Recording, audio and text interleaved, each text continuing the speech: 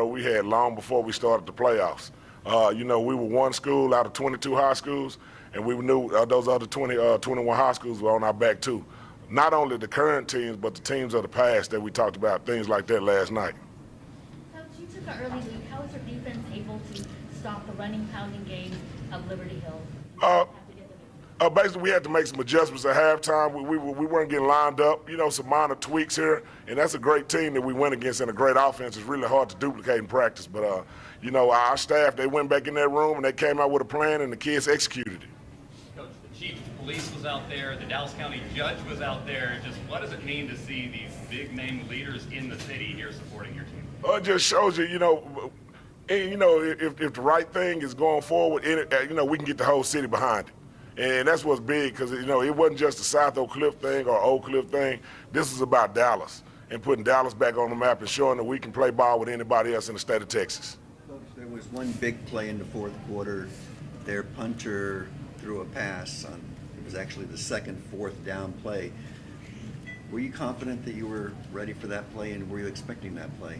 Yeah, we were confident. They're shown on film to do a lot of those things on special teams. So, we knew on special teams it's not a play that we could take off like a traditional game, where you just know a guy going to snap it back there and punt.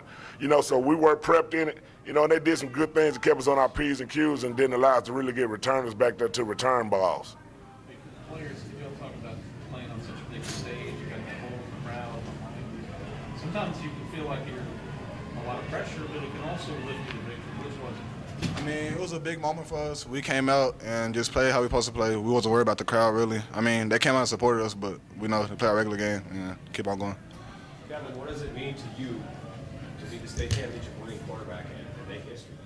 I mean, it means a lot. We did it for the whole Dallas, really. So, I mean, we had them behind our back, and we just kept pushing for them, and it means a lot for us. How special is it overall playing in front of 42,275 fans? Could you have ever imagined that? No, sir, never. Not really, no. Kevin, you guys were 2-2 on fourth down, so that first drive to take the lead. How big was that, and how much do you feel like that set the tone for you guys on offense? I mean, it set the tone. Like, we just know to stay confident in big situations, so we just stayed and played like it was a normal down. Coach, is it more satisfaction or relief or a little bit of both? What do you really feel? It's kind of a little bit of both.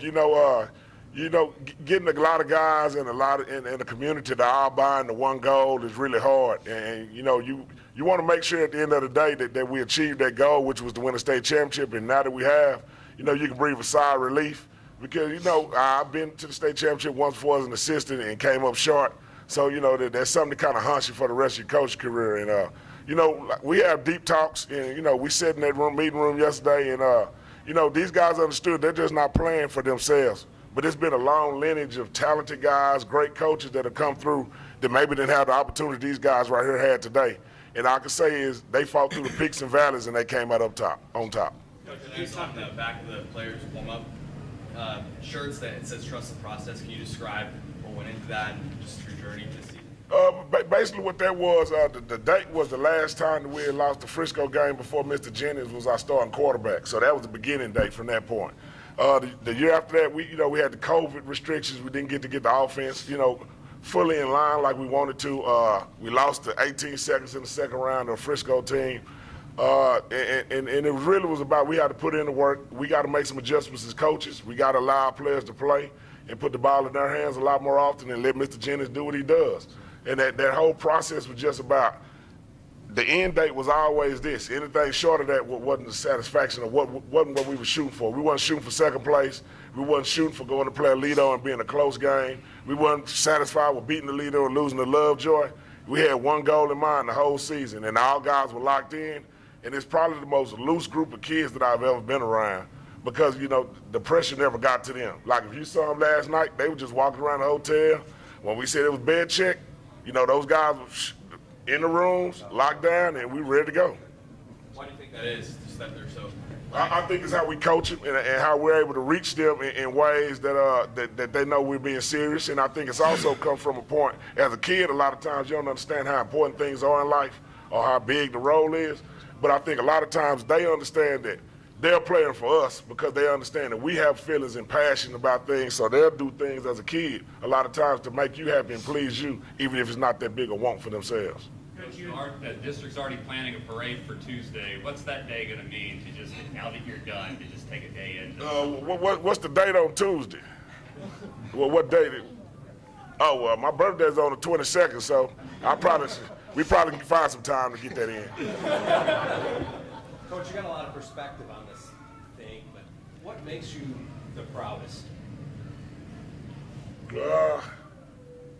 I've been following Dallas football my whole life. You know, I was at the stadium when Carter won the state championship in 1988. You know, I saw it with my own eyes. I was at Marshall when Odell Beckham's father and Jesse Olmstead caught the game-winning pass.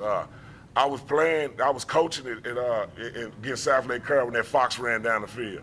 My grandfather was a principal at South Oak Cliff for 14 years. I've seen all the greats from Egypt Allen to, you know, Wayne Morris. You know, a lot of these guys I've been hearing about, knowing about them my whole life.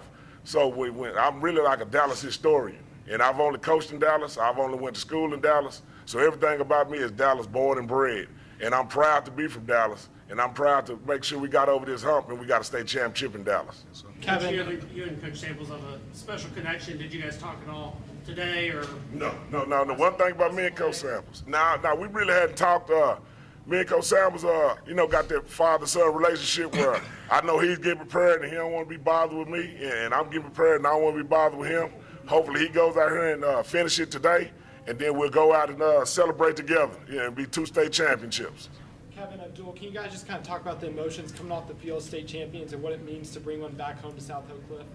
You know, it just means a lot. You know, the whole city was behind us, and we knew what we had to do, so we just came out there and finished what we started.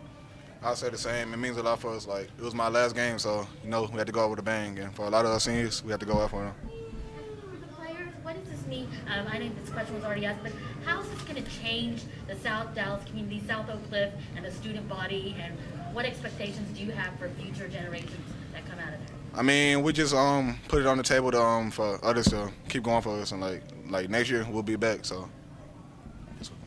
Coach, just to follow up a minute ago, I think you touched on Liberty Hill's offense. For those of us who see that a lot, they, opposing teams pull their hair out trying to figure it out. Yeah. What kind of looks were they giving you? And what were you guys able to figure out specifically, in the second half? It's all about fits, and that's the big thing. It's about, first of all, it's about getting lined up and getting down in your stance, and that kind of hurt us in the beginning. So, it really was just basic football stuff. We got to get lined up faster, got to come off and attack our gaps. Can't be waiting on our heels and letting those guys get on us. And then, you got to have a bad play by them, in that offense, because it's going to get 3 yards and 2 yards, pretty much most of the time with some guys they have running the ball. So, luckily we were able to go up, talk to Alan Wilson. We were, playing against Ennis with Alvarez. Coach Alvarez ran a similar style offense going against Frisco and schools like that. We had some background in this. Thank you, guys. Congratulations. Thank you. All right, thank y'all.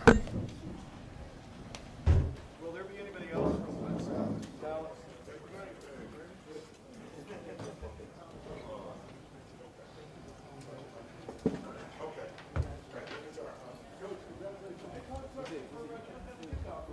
Oh, yeah, yes, you're right. Yes, sir. Well, I did something.